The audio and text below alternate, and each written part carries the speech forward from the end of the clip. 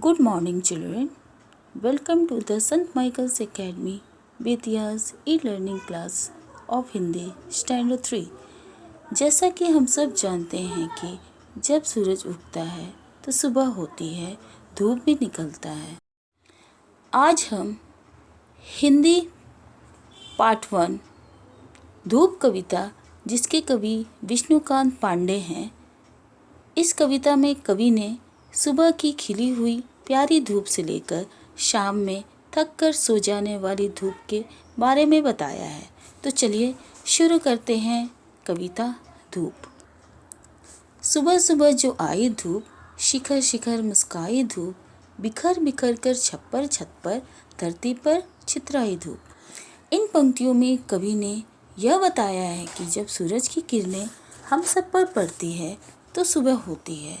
यह धूप सभी पहाड़ों पर्वतों की चोटी पर भी पड़ती है, तब वह दृश्य बहुत अनोखी होती है। धूप हर एक घरों के छप्परों और छतों पर, कभी कभी हमारे घरों के अंदर भी आ जाती है। सारी धरती पर अपनी धूप फैल जाती है।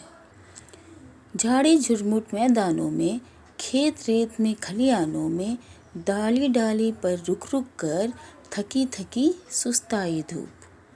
इन पंक्तियों में कवि ने कहा है कि धूप झाड़ी में, झाड़ी मतलब कोई भी पेड़ पौधा जो जंगली पेड़ पौधा जो कहीं भी उग जाता हो बिना किसी के पानी डाले या कैसे भी, तो उसे झाड़ी कहते हैं। उन झाड़ियों में, मैदानों में, खेतों में, रेतों में और खलियानों में, पेड़ों की डाली पर और थोड़ा थोड़ा और रुक रुक कर ये सब पे धूप पड़ती है।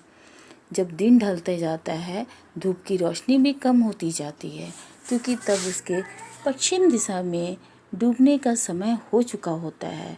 तभी धूप थकी थकी और सुस्ताई लगने लगती है।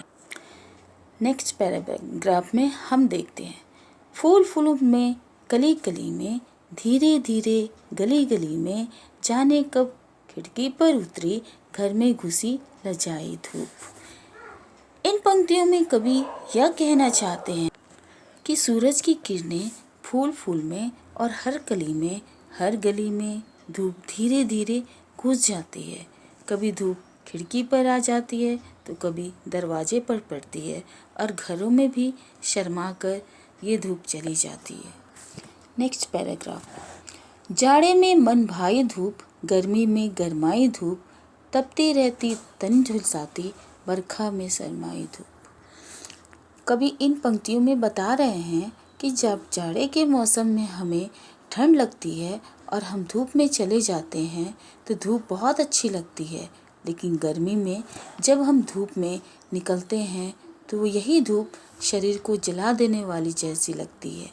और जब बरखा मतलब बरसात में धूप लुका छिपी का खेल खेलती है, जैसे कि हम लुका छिपी का खेल खेलते हैं, कभी छिपते हैं कभी सामने आते हैं, तो बारिश में भी धूप ऐसे ही खेल हम लोगों के साथ खेलती है, वो बहुत प्यारी लगती है।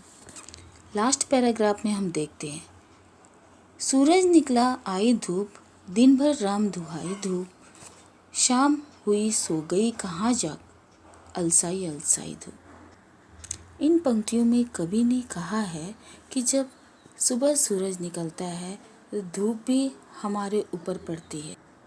दिन भर धूप काफ़ी तेज धरती के हर एक कोने पर पड़ती है। जैसे बच्चों, आप सुबह स्कूल आते हैं तो काफ़ी ऊर्जा और चुस्ती के साथ आते हैं, पर जैसे जैसे समय बीतता जाता है आप सब भी थक जाते हैं।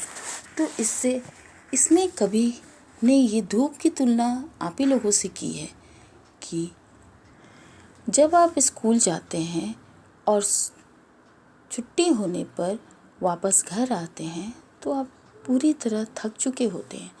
ठीक उसी प्रकार धूप जब सुबह होती है तो बहुत ताज़ी होती है, बहुत अच्छी होती है, लेकिन शाम होते होते वो भी थक जाती है और सो जाती है, मतलब वो अपनी जगह पर जा कर के डूब जाती है।